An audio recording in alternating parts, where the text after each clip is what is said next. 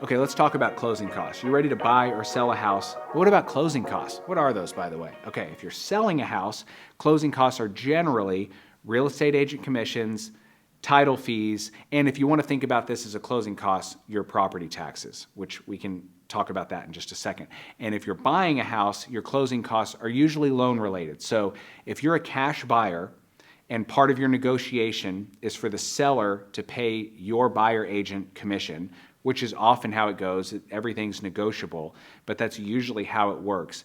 And you're buying cash, you're not going to have very much in the way of closing costs, maybe just a little bit of title fees and your share of that, but usually not very much. Most of the time as a buyer, closing costs are loan related. So it's things that your lender is requiring you to put up front in addition to your down payment, such as a few months of property taxes, a few months of insurance. We call that setting up your escrows, appraisal, loan origination fee. If you're buying a $400,000 house, your closing costs might be somewhere in the neighborhood of $8,000. Maybe you've negotiated for the seller to pay your closing costs as part of the deal. Not a bad idea if they'll go for it. Then you just come up with your down payment. And the seller's over there thinking, hey, I'm already paying the agent commission and title fees, and now I have to pay $8,000 of your closing costs.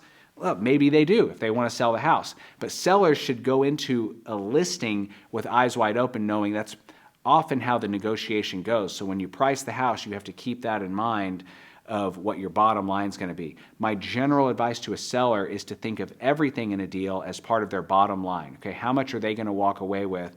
And then they can either come down on the price or agree to pay buyer closing costs. All of that with in mind of how it affects their bottom line. And a buyer is going into it usually thinking about cash out of pocket. Okay, they've got their monthly payment that they're going to have, and then how much cash are they going to have out of pocket for their down payment and their closing costs. So closing costs for buyer loan related, usually. Closing costs for a seller are usually commission and title fees. Last thing I'll say is with property taxes, a seller has to give a buyer credit for the portion of the year that they own the house. If they're selling halfway through the year, the buyer is going to pay the full property tax bill at the end of the year. So the seller has to give a buyer a credit.